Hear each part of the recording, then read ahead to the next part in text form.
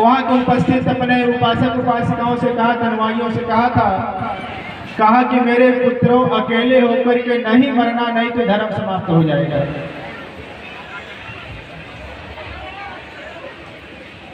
भगवान बुद्ध ने क्या कहा?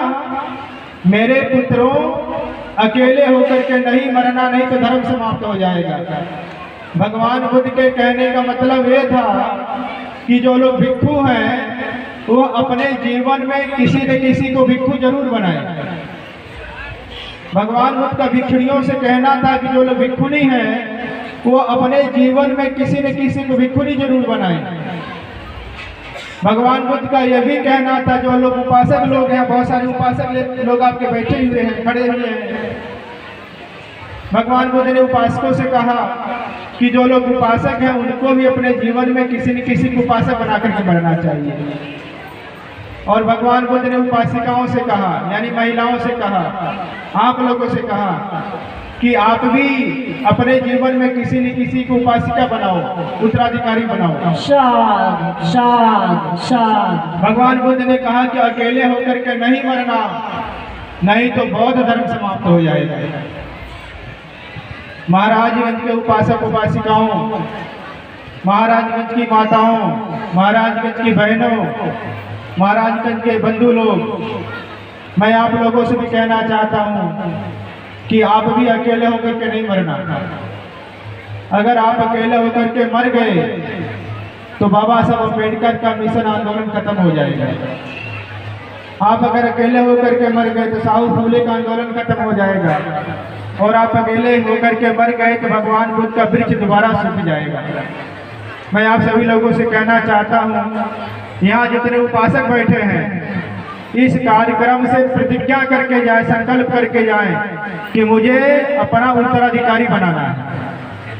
और आप जो माताएं बैठी हुई हैं, आप यहाँ से संकल्प लेकर के जाइए कि आपको अपना उत्तराधिकारी बनाना है। अगर आप महिलाएं, अगर 5-5 महिलाओं को बौद्ध बना दें तो इस क्षेत्र में भगवान बुद्ध का धर्म जीवित हो जाएगा, भगवान बुद्ध का वृक्ष जीवित हो जाएगा, बौद्ध वृक्ष जीवित हो जाएगा। और अगर आप महिलाएं संकल्प लेकर के जाएं कि आप अम्बेडकरवादी लोग हैं, आप अपने आसपास के 5 महिलाओं को अम्बेडकरवादी बनाएंगे, तो बाबा साहब अम्बेडकर का संविधान उसको कोई जला नहीं सकता, उसको कोई मिटा नहीं सकता। आपको संकल्प लेकर के जाना होगा। एक बात और कहना चाहता हूँ कि 3 प्रकार के माता पिता होते हैं। कितने प्रकार के माता पिता होते हैं? 3 प्रकार। 3 प्रकार के माता पिता होते हैं। एक माता पिता होते हैं जो अपने बच्चों को अपने जैसा बनाते हैं। बाबा साहब अम्बेडकर ने कहा कि जो माता पिता अपने बच्चों को अपने जैसा बनाए उनको अच्छा माता पिता कहा जाता है। मतलब ये संतोष किया जाता है कि चलो अपने बच्चों को अपने जैसा बना लेंगे। बाबा साहब ने कहा कि जो माता पिता अपने बच्चों को अपने जैसा नहीं बना पाते हैं उनको बेकार माता पिता कहा जाता है, खराब माता पिता कहा जाता है। और कहा जाता है कि अपने बच्चों को अपने जैसा भी नहीं बना पाए। बाबा साहब अम्बेडकर ने कहा कि जो माता पिता अपने बच्चों को अपने से बहुत आगे बढ़ा ले जाए। बाबा साहब अम्बेडकर ने कहा जो माता पिता अपने बच्चों को अपने से बेहतर उनको शिक्षा दिला ले जाए, उनके लिए अच्छी व्यवस्था कर ले जाए, उनको अपने से आगे बढ़ा दें, बाबा साहब ने कहा कि वो महान माता पिता कहलाते हैं। अब आपको तय करना पड़ेगा, यहाँ जितनी माताएं बैठी हैं, जितने लोग यहाँ बैठे हैं, आपको तय करना पड़ेगा कि आप अच्छा माता पिता बनना चाहते हैं, महान माता पिता बनना चाहते हैं या बेकार माता पिता बनना चाहते हैं। महान माता पिता बनेंगे क्या बहन जी? महान माता पिता बनेंगे ना? अगर आप महान माता पिता बनना चाहते हैं तो अपने बच्चों को आडंबर अंधविश्वास से मुक्त कर दीजिए। अगर आप महान माता पिता बनना चाहते हैं तो इस देश में हमारा जो शोषण हुआ है वो पूंजीवाद और ब्राह्मणवाद ने किया है, तो आप ब्राह्मणवाद को छोड़ दीजिए। और अगर आप महान माता पिता नहीं बनना चाहते हैं तो फिर आपके बच्चे और पीछे चले जाएंगे आने वाले समय में। आज हम लोगों को जो बराबरी का अधिकार मिला, जो सम्मान मिल रहा है बाबा साहब अम्बेडकर के संविधान की वजह से मिल रहा है। और अगर हम बाबा साहब अम्बेडकर का संविधान नहीं बचा पाए तो हमारे लिए बहुत दुर्भाग्यपूर्ण होगा। डॉक्टर बाबा साहब अम्बेडकर का अंतिम वचन है, बाबा साहब अम्बेडकर का जब परिनिर्वाण होने लगा और जिस दिन बाबा साहब अम्बेडकर का प्राण निकलने वाला था, बाबा साहब अम्बेडकर ने अपने सचिव को, उनके सचिव नानक चंद रत्तू थे, नानक चंद रत्तू जी को बुलाया।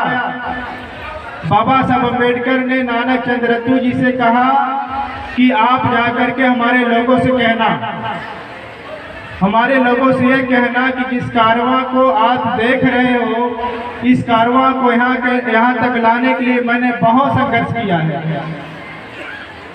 इस कारवां को यहाँ तक लाने के लिए बहुत कुर्बानी देनी पड़ी है।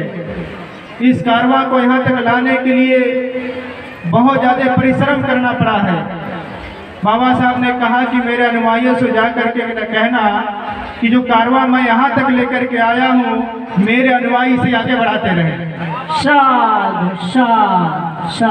बाबा साहब अम्बेडकर ने कहा कि अगर मेरे अनुयायी मेरे कारवां को आगे न बढ़ा सके तो मेरे अनुयायियों से कहना कि जहाँ पे है वहीं रोक देना, उसको पीछे मत जाने देना।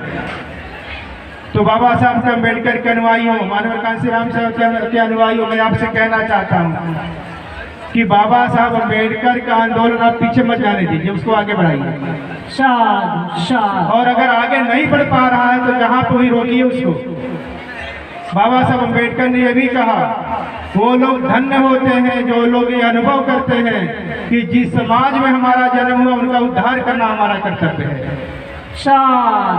मैं देख रहा हूँ यहाँ जितनी माताएं बैठे हैं, जितने पुरुष लोग बैठे हैं, आप लोगों के घर में भी काम था ना। बाबा साहब बहुत सारे लोग शेड्यूल कास्ट में हैं, ओबीसी में हैं, दलित पिछड़े समाज में है, माइनॉरिटी समाज में, जिनको बाबा साहब अम्बेडकर के संविधान से उनके जीवन बदले हैं। और न केवल दलितों पिछड़ों के बल्कि बहुत सारे सामान्य जाति के लोग, उनको भी बाबा साहब अम्बेडकर के संविधान से उनका भी जीवन बदला है। वो लोग भी आ सकते थे, लेकिन आप सोचो आप लोग क्यों आए हैं? आपके घर में भी काम था, लेकिन आप सोचते हैं कि बाबा साहब अम्बेडकर के अनुयायी होने की वजह से उनका दिया अधिकार बचाना जरूरी है। बाबा साहब अम्बेडकर ने जो परंपरा दिया उसको देना बचाना जरूरी है।